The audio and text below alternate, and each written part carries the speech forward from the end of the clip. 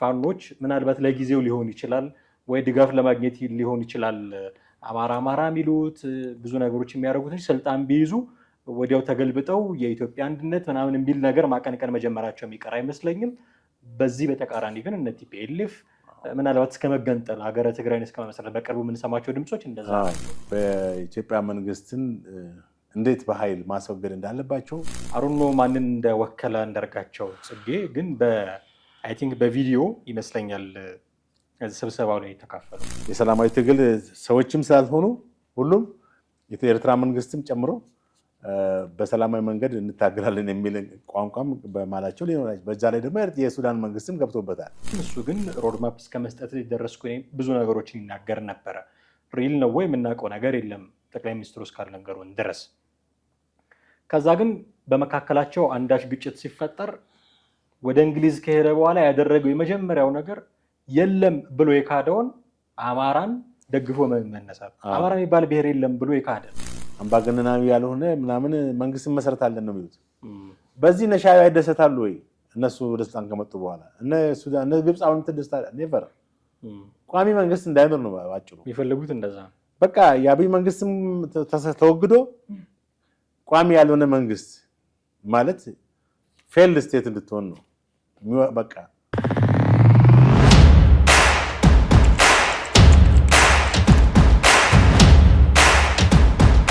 ሰላም እንዴት አላችሁ ውድ ቤተሰቦቻችን? ዘኢትዮጵያ ቻናላችንን እየተከታተላችሁ ትገኛላችሁ። ጥላሁን አክሊሉና አማሃ ደግፋ በወቅታዊ ፕሮግራም ወደ እናንተ ተመልሰናል።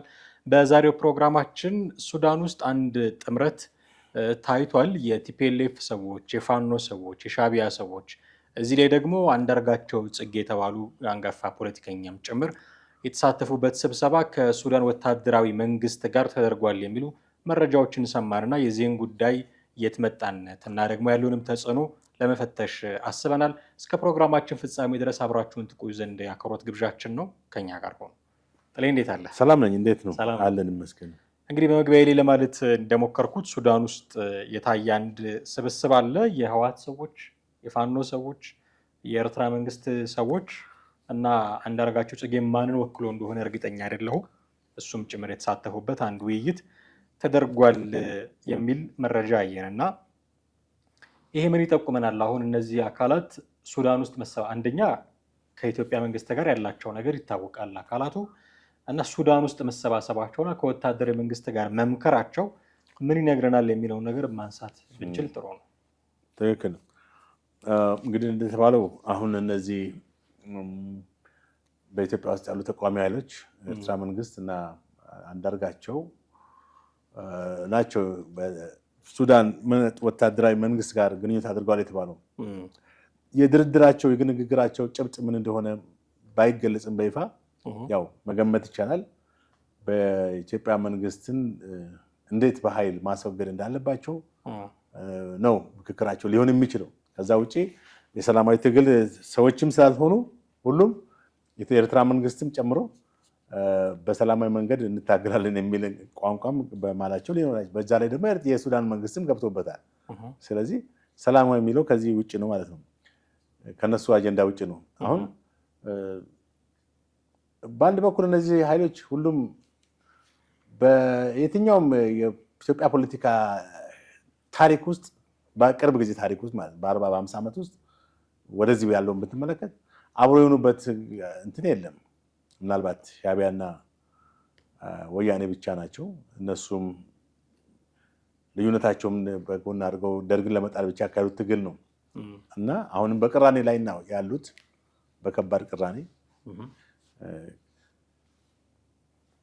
እንደገና ደግሞ ፋኖና ቲፒኤልኤፍም በምንም ተአምር ሊወዳጁ የሚችሉባቸው መንገዶች የሉም። ሸኔም ከነሱ ጋር ማለት የኦሮሞ ነፃነት ምንድነው ራሱ የሚለው የነፃነት ጦር ነው፣ የኦሮሞ ነፃነት ሰራዊት ሰራዊትም ቢሆን ከሁሉም ጋር ከየትኛውም ጋር ቅራኔ ያለ ውስጥ ያለ እንትን ነው እና አንድ ያደረጋቸው በጋራ ጠላት የሚሉት እንግዲህ ኢትዮጵያን መንግስት ነው። የጠላቴ ጠላት ወዳጄ ነው በሚለው መርህ የተገናኙ ናቸው። ግን ግንኙነታቸው ዘላቂነት ይኖረዋል ወይ የሚለው ነው የምትመለከተው።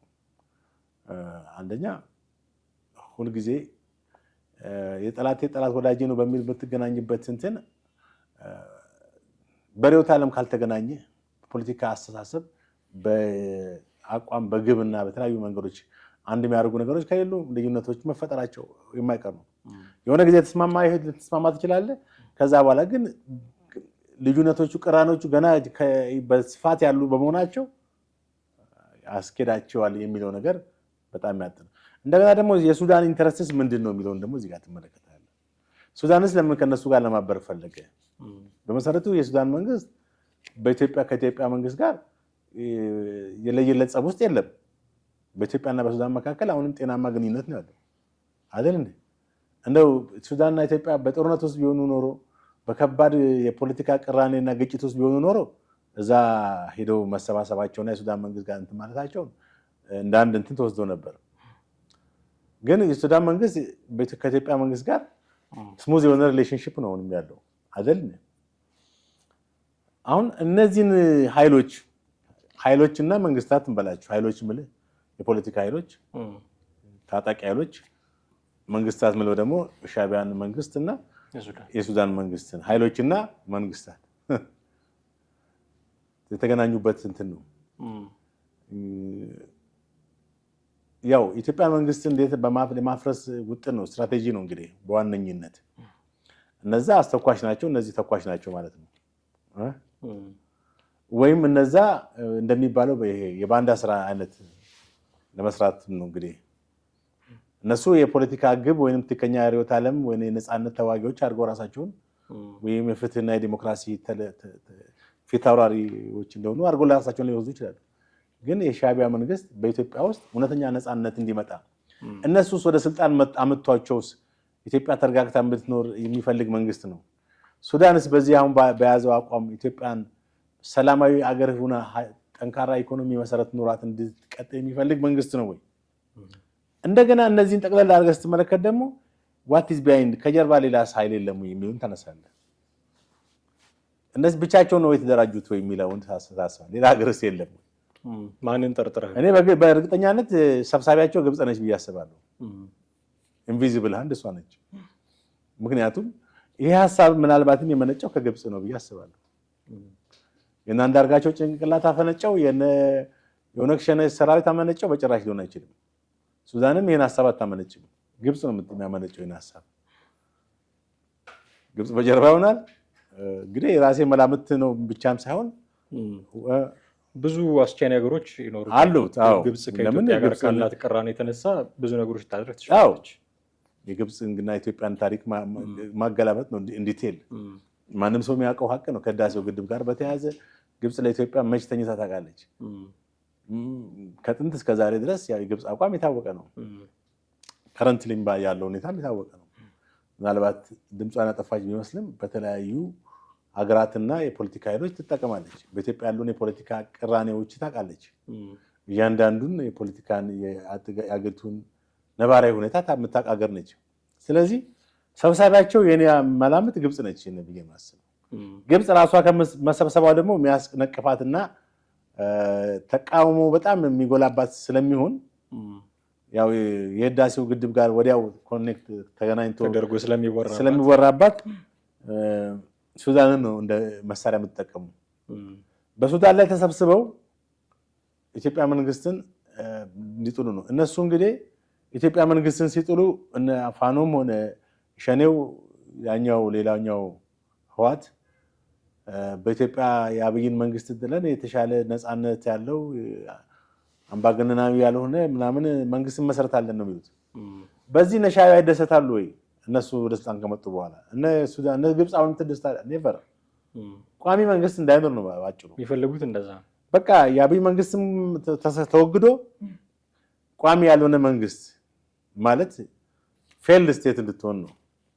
በቃ አገሪቷ ከተቻለ መንግስት አልባነት እንዲኖራት፣ ካልተቻለ ደግሞ በጣም ደካማ የሆነ አቅም የሌለው ጸጥታና ሰላም ማስከበር የማይችል በጣም ፑር ጋቨርንመንት እንዲኖር ነው የሚፈልጉት። እንደውም እነሱ ሞር ዊሽ የሚያደርጉት ሰላም አስከባሪ ልከው ኢቭን ኢትዮጵያ ውስጥ በጣም ትልቅ ኬዎስ ተፈጥሮ ሰላም አስከባሪ ልከው እንዳሻቸው የሚያደርጉት ሀገር በቃ እንደዛ ነው ትልቁ ነገር።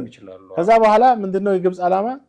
ኢትዮጵያ መንግስት ደካማ መንግስት ከሆነ ብዙ ወታደራዊ አቅሙም በዛው መጠን ይዳከማል። ሌሎች የኢኮኖሚና ሌሎች ፓወሩም ይዳከማል። ኢቭን ህዳሴውን ግድብ የማስተዳደር አቅሙም ይዳከማል። ከዛ ህዳሴው ግድብ በውጭ ኃይሎች እንዲተዳደር የግብፅ ኢንተረስት ነው። አሁን የምትለው ምንድን ነው? ግብፅ ቧንቧውን እኔ ሊያዘው ቧንቧውን እኔ ሊያዘው እናንተ ጠጡ ወይ እናንተ ተጠቀሙ። ቧንቧውን ሷስቲዝ በምትመጥነው መንገድ ለግብፅ ትልካለች፣ በምትመጥነው መንገድ ለኢትዮጵያ ትልካለች። ያው ለግብፅ ለራስ ሲቆርሱ ያሳንሱ አድርጋ የታወቀ ነው እንደምታደርጋ እና ይሄ ነው እኔ የሚታይ ማለት ካለኝ ቪው አንፃር ይሄ ነው የምረዳው። ግን እነዚህ ሰዎች የግብፅ መኖር ቢኖር ይከፋቸዋል የሚለውን ነገር እናስብ። በግልጽ ቢመጣም የግብፅ መንግስት ምንም አይመስላቸውም። ባንዳ ያልኩ ለዚህ ነው። ግብፅ በኢትዮጵያ ውስጥ አሁን እኛ ይሄን ስንናገር የኢትዮጵያ መንግስትን ደጋፊ ሆነን አይደለም። ኢትዮጵያ መንግስትን ወይም ለብልጽግና መንግስት ደጋፊ ሆነን አይደለም። እዚህ ጋር እንደ ሀገር ነው የምናወራው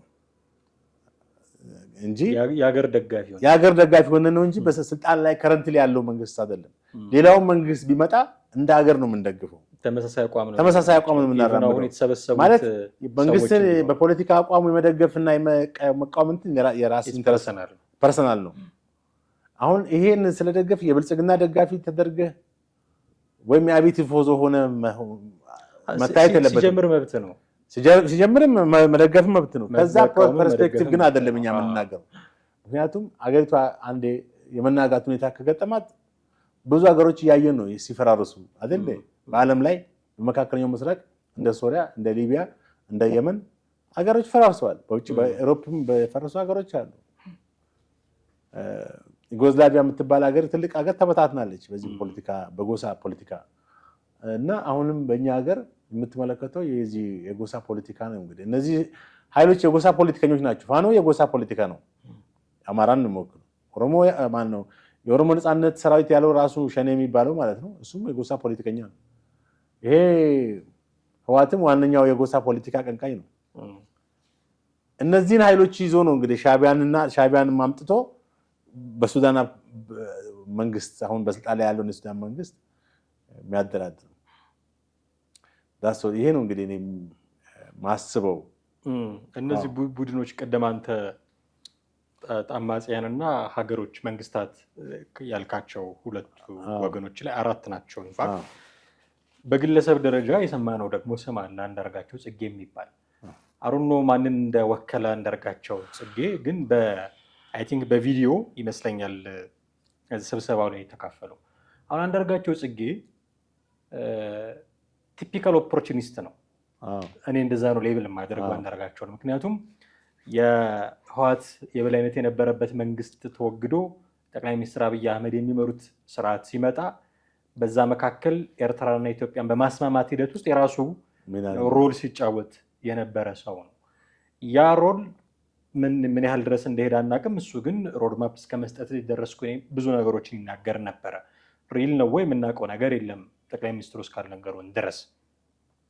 ከዛ ግን በመካከላቸው አንዳች ግጭት ሲፈጠር ወደ እንግሊዝ ከሄደ በኋላ ያደረገው የመጀመሪያው ነገር የለም ብሎ የካደውን አማራን ደግፎ መነሳት። አማራ የሚባል ብሔር የለም ብሎ የካደን ኦኬ ክዶ ነው አምኖ ነው የሚል ክርክር ውስጥ መግባት አልፈልግም። ግን የለም ብሎ የሚያምን ሰው ነው። አማራ የሚባል ብሔር ከእሱ አንዳርጋቸው ማናቸው ፕሮፌሰር መስፍን ብርሃኑ ነጋን የመሳሰሉ ሰዎች አማራ የሚባል ብሔር የለም ብሎ የሚያምኑ ሰዎች እንደሆኑ ይታወቃል።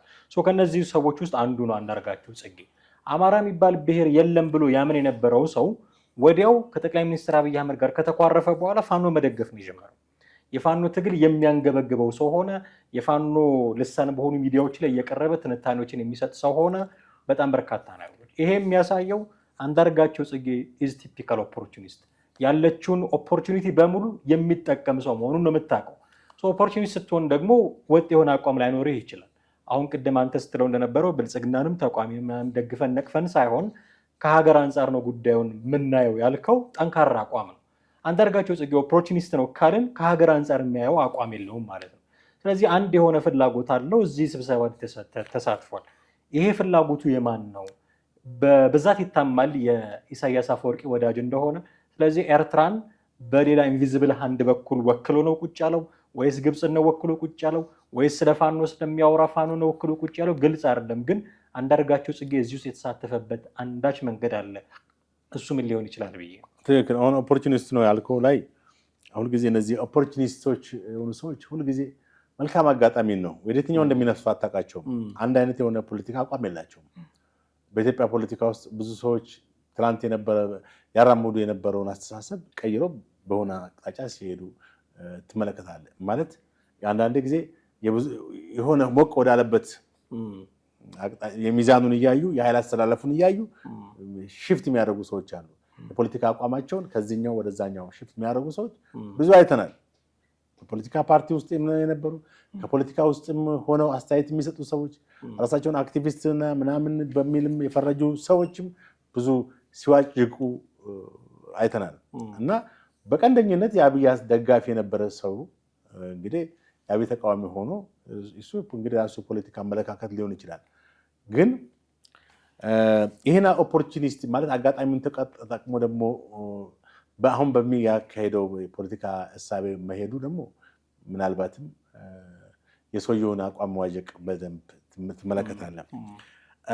እንደተባለው ይህ ሰውዬ ፋኖም የትኛው ፓርቲ እንደተወከለ አይታወቅም። ግን ሞር ሊቀርብ የሚችለው የፋኖን ሀሳብ ወይም ሰውየው የፋኖ ሜምበር ባይሆንም በይፋ ከፋኖ ጋር ወይም ለአማራው ሕዝብ እታገላለሁ የሚለውን የፋኖን ሀሳብ የሚደግፍ ይመስላል ስትመለከተው። በይፋ እንግዲህ አባል እንደሆነ የታወቀ ነገር የለም። ነገር ግን አንዳርጋቸው በፋኖ እንትን ላይ መቀረቡ ከዚህ በፊት የፋኖን ኮዞች ገዝቻለሁ ያለ አይነት እንደዛ መሆኑ ስትመለከተው በዛ እንትን ሌብል እንድታደርገው ያደርጋል። ዞሮ ዞሮ የሚያገናኛቸው ነገር በኢትዮጵያ መንግስት አሁን በስልጣን ላይ ያለውን መንግስት አመራር መቃወማቸው ወይም የዚህ መንግስት ተቃዋሚ መሆናቸው ነው። ለዚህም እንዲበጃቸው ተሰባስበው በሱዳን ተገናኝተዋል። ኢዚቲነፍ ግን አሁን የኢትዮጵያ መንግስትን የሚቃወሙ አካላት መሆናቸው ግልጽ ነው። የጋራ ጠላት አላቸው ብልጽግና የሚባሉ ኦር ሰንበዲ ንጥር አካልን ጠቅላይ ሚኒስትሩን እንደ ጠላት ነው የሚያዩት። በዚህ ጥላ ስር መሰባሰባቸው በቂ ነው ወይ? ምክንያቱም የዓላማ አንድነት ያላቸው ሰዎች አይደሉም። ማሳካት በሚፈልጉት ነገር ራሱ በኢንድ ጎላቸው ራሱ የሚስማሙ ሰዎች አይደሉም። ምናልባት እኔ አሁን ገምት ብትለኝ ፋኖች ምናልባት ለጊዜው ሊሆን ይችላል ወይ ድጋፍ ለማግኘት ሊሆን ይችላል አማራ የሚሉት ብዙ ነገሮች የሚያደርጉት እንጂ ስልጣን ቢይዙ ወዲያው ተገልብጠው የኢትዮጵያ አንድነት ምናምን የሚል ነገር ማቀንቀን መጀመራቸው የሚቀር አይመስለኝም። በዚህ በተቃራኒ ግን እነ ቲፒኤልኤፍ ምናልባት እስከ መገንጠል ሀገረ ትግራይን እስከ መመስረት በቅርቡ የምንሰማቸው ድምፆች እንደዛ ናቸው። ኦኤልኤንም ብታይ ከኦነግ እኮ ሲገነጠል ኦነግ የመገንጠል ሀሳቤን ትቻለው ባለማግስት ነው እንዲህ አይነት ነገሮች የመጡት። ስለዚህ ኦሮሚያን ትግራይ የማድረግ ፍላጎት ያለው አካል ነው የነ ጃልመሮም አካል ቢሆን እና የነ ኤርትራም ደግሞ ፍላጎት ልክ የቲፒኤልኤፍን እና የኦላን የመፈለግ አይነት ነው። በዚህ መሀል ሳንዱች ሆኖ ቁጭ ያለው ፋኖ ነው። አማራ የሚባል ሀገር እፈጥራለሁ ብሎ ያስባል ብሎ ለመገመት ይቸግረኛል። አንዳንድ ድምፆች አሉ። ግን ሁኔታዎቹን ስታየው የጋራ ጠላት አለኝ ብለው በመሰባሰብ ብቻ የሚፈታ አይደለም። በሚሄዱበት መንገድ በኢንድ ጎላቸው እና ደግሞ በተነሱበት ለትግልም ይሁን ለመቃወምም ይሁን በተነሱበት ኮዝ በጣም የሚለያዩ ናቸው። ይሄ እንዳለ ሆኖ እርስ በርስ ደግሞ የሚያቀያይም ትርክት ያላቸው ሰዎች ናቸው። እዚህ ላይ ወልቃይትን ልንጨምር እንችላለን። እዚህ ላይ ራያን ልንጨምር እንችላለን። እዚህ ላይ ወለጋ ያሉ ጉዳዮችን ልናነሳ እንችላለን። ከኦላም ጋር ላለመስማማት የሚፈጠሩ በጣም በርካታ ነገሮች አሉ። ኢዚ ሲነፍ እንትን ምንድነው መንግስት የጋራ ጠላታችን ነው ብሎ መሰባሰብ በቂ ነው? ቅድም እኮ ያነሳ ነው በመግቢያውም ላይ ይሄን ነው። መንግስትን ስለሚቃወሙ ብቻ መሰባሰባቸው የትግል እንቅስቃሴያቸውን የጀመሩትን ትግል ጉዞ ያስቀጥላቸዋል። እስከምን ድረስ ነው የሚያስቀጥላቸው? ምናልባት አንዳንዴ ስሜታዊነት ወደዚህ ትግል ውስጥ ወደዚህ መሰባሰብ ውስጥ አስገብቷቸው ከዛ በኋላ እስከምን ድረስ ነው የሚቀጥሉት? አንደኛ በጋራ የጋራ የሆነ የፖለቲካ አመለካከት የሌላቸው እርግጥ አሁን ስትመለከተው ቲፒኤልኤፍ የኦነግ ሰራዊት የሚለውን ራሱ የሚጠራውም ሆነ ፋኖ የብሔር ፖለቲካ የሚያራምዱ ወይም ለአንድ ብሔረሰብ ነፃነት የሚታገሉ ቢሆንም ሶስቱም በተለያየ አቅጣጫ የሚታዋጉ አንዱን በመውቀስ ለምሳሌ ሸኔ አማራ በዳይ አማራ ጨቋኝ አድርጎ የሚወስድ ነው። ያ ደግሞ አማራ ደግሞ ፋኖ ደግሞ ይህን አይቀበልም። አት ሴም ታይም ቲፒኤልኤፍም አማራ ጨቋኝ እንደሆነ ነው የሚያስበው እና የሚለው ወደ ትግል የሚያስገባው ይሄ ጉዳይ ነው። በ17 ዓመት ጦርነት ውስጥ ማለት ነው። እንደገና ፋኖ ደግሞ ሁለቱንም በአንጻራዊ ደረጃ ይቃወማል። በአማራ ላይ የሚደርሰው ጥቃትና እንትን በዋነኛነት በእነዚህ ኃይሎች እንደሚደርስ ነው የሚያስበው አይደል እንዴ? ለምሳሌ በ27 ዓመቱ የህወሓት የስልጣን ዘመን ውስጥ በአማራ ላይ የደረሱ ጥቃቶች፣ በአማራ ህዝብ ማንነቱ ላይ የተካሄዱ ግድያዎችና መፈናቀሎች ሁሉ ቲፒኤልኤፍ ሲመራው በነበረው መንግስት ነው። ይሄ ሁሉ ቅራኔ ያለው ማን ፋኖ። ከዚያ በዚህ መንግስት ላይ ደግሞ አሁንም በአማራ ላይ እየደረሰ ያለው መፈናቀል በዚህ በኦሮሚያ ክልል ወለጋም ሊሆን ይችላል፣ ሌሎች በአርሲም ሊሆን ይችላል። በተለያዩ የኦሮሚያ ክልሎች በአማራ የሚደርሰውን ጥቃት የሚወስደው በዚህ መንግስት ስልጣን ላይ ባለው መንግስት የተከሰተ ነው። በይበልጥም ደግሞ ለዚህ ተጠያቂ ሸኔን ነው አድርጎ የሚወስደው።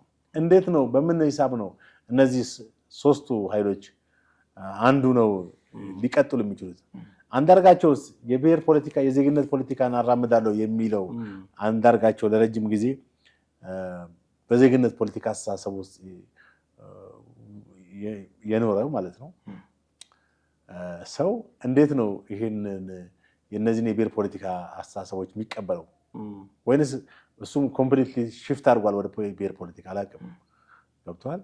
እና አሁን አስቸጋሪ ነገር ምንድን ነው? አንዳንድ ሰዎች ኖርማሊ ወደ ብሔርተኝነት ፖለቲካ የገቡ ሰዎች እንሰማለን በተለያዩ ሶሻል ሚዲያ ጭልጥ ብሎ በቃ የዜግነት ፖለቲካን ያቀነቅኑ የነበሩ ህብረ ብሔራዊ አስተሳሰብ የነበራቸው ስለ ኢትዮጵያ አንድነት የሚያወሩ ሰዎች በሆነ ኦቨርናይት ተቀይረው ምናምን ታያቸዋለን።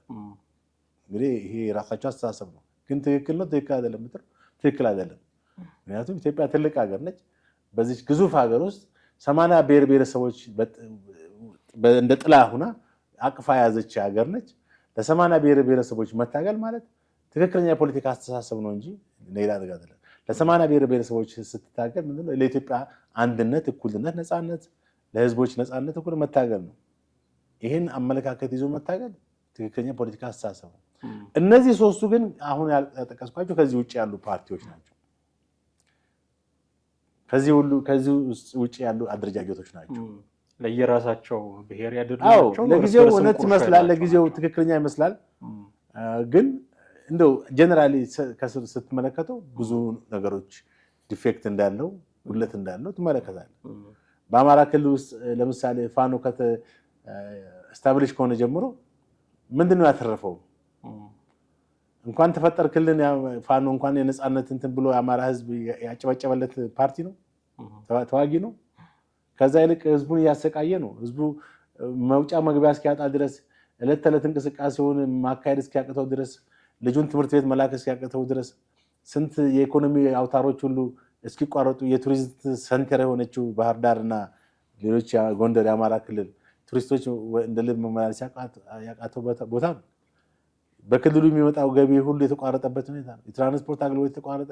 ይሄ ሁሉ ነገሮች የደረሰው ፋኖ እንግዲህ በክልሉ ውስጥ መንቀሳቀስ ከጀመረ ጀምሮ ነው። ስለዚህ በጦር መሳሪያ የምታደርገው ትግል ለጊዜው ይመስላል እንጂ የትም አደርስም። በመጀመሪያ ኢፌክቲቭ ሊሆን የሚችልበት ፕሮባቢሊቲም በጣም ጠባብ ነው አሁን ባለው ተጨባጭ ዓለም። ምክንያቱም በአሁኑ ሰዓት ትጥቅ ትግል እያካሄዱ ያሉ ሀገሮች የሉም በዓለም ላይ። በነፃና በትክክለኛ ዲሞክራሲ ስርዓት ነው ሰዎች እየታገሉ ያሉት ሀገራት። ድሮ በጠመንጃ አፈሙዝ የሚታገሉት ሀገሮች ዛሬ ተቀይረዋል። በሴንትራል አፍሪካ ብትል፣ በደቡብ፣ በሰሜን፣ በምዕራብ፣ በምስራቅ አፍሪካዎች ብዙ ቦታዎች ለውጦች አሉ። እዚህ ምስራቅ አፍሪካ ላይ እኛ ጋር ነው አሁን ችግሩ ያለው። እኛ ሱዳን እና ኢትዮጵያ አካባቢ ያለ ችግር ነው እንጂ ኬንያ ራሱ እንደዚህ አይነት ነገር በቃ አጥፍታለች። እነ ጅቡቲ ጋር ጭራሽ እንደዚህ አይነት ኮሽታ የለም። እንኳን ሌላው ቀርና ኤርትራ አምባገነን መንግስት ጋር እሱ የሰው ሀገር ነው የሚያምሰው እንጂ በሱ ሀገር ላይ ምንም መታመስ የለም፣ ኮሽታም የለም፣ አንድ ጥይትም አትሰማም። ይህን ሁሉ ስትመለከት እነዚህ ኃይሎች የተሰባሰቡበትን እንትን ፍሬ ያፈራል ወይም የምትለው ነገር አይደለም። ወደፊት ምን ያክል ይገፋል በእርግጠኛነት ይሄ በስሜት የተቋቋሙበት ሁኔታ ነው። 1 ዓመትም አይዘልቁም። ሁሉም የራሱ አካሄድ አለው። የውሸት ነው የተደራጁትም ምልግሪ በቃ የውሸት ነው ወይ ስሜታዊ በመሆን ነው ወይም ትግላቸው ላይ ውጤት ስለማምጣት ስላልቻሉ ነው ይመስለኛል። አማራው ክልልም ፋኖ አመጣው የሚለው ውጤት ዝም ብሎ የውሸት ነው። 90% ክልሉን ተቆጣጥራለሁ አለ እንዴ! በጣም ምን አይነት ነጭ ውሸት እኮ ነው። 90% ተቆጣጥራለሁ ማለት እኮ አማራ ክልላዊ መስተዳድር የሚባል የለም እኮ አይደል? ፋኖ እኮ ተቆጣጠረ፣ በቃ ፋኖ ነው መንግስት ማለት ነው። ሸኔም በየጫካው የሚልከሰከስና ሰዎችን እያገተ ብር 1 ሚሊዮን ብር 2 ሚሊዮን ብር የሚጠይቅ ታጣቂ አይደል ነው የትኛው አይደል? በጦር መሳሪያ ሰዎችን የሚገድል ነው። አሁንም እንደዛ ነው። በትራንስፖርት የሚሄዱ ሰዎችን አግቶ ብር የሚጠይቅ ነው እንጂ የትኛው የፖለቲካ ትግሉ ነው? 50 ዓመት አለፈው በኢትዮጵያ ፖለቲካ ውስጥ ለውጥ ሳያመጣ እና ህወሓትም ህወሓት ነው እንግዲህ በመጀመሪያው ዙር እንትን የሰራ ነው እንትን ላይ ቲፒኤልኤፍ ዛሬ የጦርነት አባዜው የማይለቀው ፓርቲ መሆኑን የምትመለከተው ስልጣን ላይ ያሉትን ጀነራል ታደሰና አስወግዶ በኃይል የራሱን አመራሮች ለማስቀመጥ የሚያደርገው እንትን ነው። በጣም አደገኛ ሴራ ነው። እንግዲህ ለዚህ ዓላማ አርሚ 22 የሚባለውን የህወሓት ወታደራዊ ክንፍ አዘጋጅቷል። ምን ያክል አባላት አሉት? አርሚ 22 ምናልባት 1000 2000 አላውቅም፣ ግን ብዙ ናቸው። አሁን እሳቸውን ከስልጣን በሰላማዊ እንዲወርዱ ጠይቋል። አለንም በኃይል ያው መፈንቅለ መንግስት ለማካሄድ ማለት ነው። እሳቸውም መፈንቅለ መንግስት ነው አልበገርም ብለዋል። ወይም ስልጣንን በቀላል አልተናልም የሚል እንትን ሰጥተዋል። እንግዲህ በቀጣይ በትግራይ ክልል ምን ይሆናል የሚለውንም እናየው ነው። የነዚህ ሱዳን ላይ በግብጽ መሪነት የተሰባሰቡት ያው በግብጽ መሪነት እንግዲህ በለው መሰባሰባቸው ግብጽ ነች። እኔ በእርግጠኛነት ልናገር ምንጭ ነው እንግዲህ ግብጽም ሰበሰበቻቸው ኤርትራ የኢትዮጵያ መንግስት ከነዚህ አካላት ጋር አገር ውስጥ ካሉት አካላት ጋር ያለውን ሁኔታ ለመጠቀም እሱን እንደ መልካም አጋጣሚ ለመጠቀም ጥረት እንደሚያደርጉ ግልጽ ነው። አንድ ነገር ብቻ አንስቶ ለማብቃት ግን የኢትዮ ሱዳንን ግንኙነት እንዴት ነው የሚቃኘው? ይሄ አሁን የኢትዮጵያ መንግስትን የሚቃወሙ አካላት ሱዳን ውስጥ እንዲሰባሰቡ መፍቀድ እንዲሰባሰቡ ብቻ ሳይሆን ወታደራዊ መንግስትም እዛው ሚቲንግ ላይ አብሮ መገኘቱ የኢትዮ ሱዳንን ግንኙነት የምንሰማቸው ነገሮች አሉ። በእርግጥ ራፒድ ሰፖርት ፎርሱን የሐምዳን ዳጋሎን ኢትዮጵያ ትረዳለች፣ ከተባበሩት አረብ ኤሚሬትስ ጋር ሆና የስልጠና ቦታ ሰጥታለች የሚሉ ጭምጭምታዎችን በተለያየ አጋጣሚ እንሰማለን። እዛ ላይ የነፋኖና ህወሓት ሱዳን ውስጥ ተሰበሰቡ የሚለው ነገር ሲጨመርበት የኢትዮጵያና ሱዳንን ግንኙነት የበለጠ ያሻክረው። አሁን እንግዲህ ሁልጊዜ በፖለቲካ ዓለም ላይ በከረንት በተለይ ፖለቲካ ዓለም ላይ ፊት ለፊት የሚካሄደውና ከጀርባ የሚካሄደው ነገሮች የተለያዩ ነው የምትመለከተው። ይህም አንደኛ መተማመን የለም፣ በፖለቲካ ውስጥ መተማመን የለም። በሀገራት መካከል መተማመን የጠፋ ነው። ሱዳን ከኢትዮጵያ የተሻለ ወዳጅ የላትም። እንደ የትኛው አንደኛ ከጂኦግራፊም አንጻር ጂኦፖለቲክሱ በጣም ብዙ ሰፊ ታሪክም ግንኙነት ያለን ህዝቦች ነን። በድንበር የምንገናኝ ህዝብ ነን። በአባይ ላይ ያለን ትልቅ ታሪካዊ ግንኙነት አለ። ከአባይ በላይም ደግሞ የለም። ሱዳን ዋነኛው ለመስኖና ለዚህ ለተለያዩ እንትኖች የሚጠቀሙት ለኤሌክትሪክም ሳይቀር። ስለዚህ ከግብጽ በቀጥሎ በጣም ከፍተኛ ተጠቃሚ ሱዳን ነች ለዘመናት።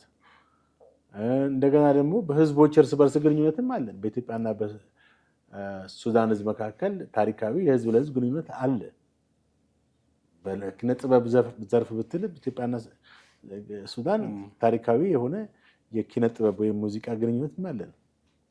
ሌሎችም ተጠቃሽ የሚሆኑ ነገሮች አሉ። የኢትዮጵያም ህዝብ እዛ አለ፣ የሱዳንም ህዝብ ኢትዮጵያ ውስጥ አለ።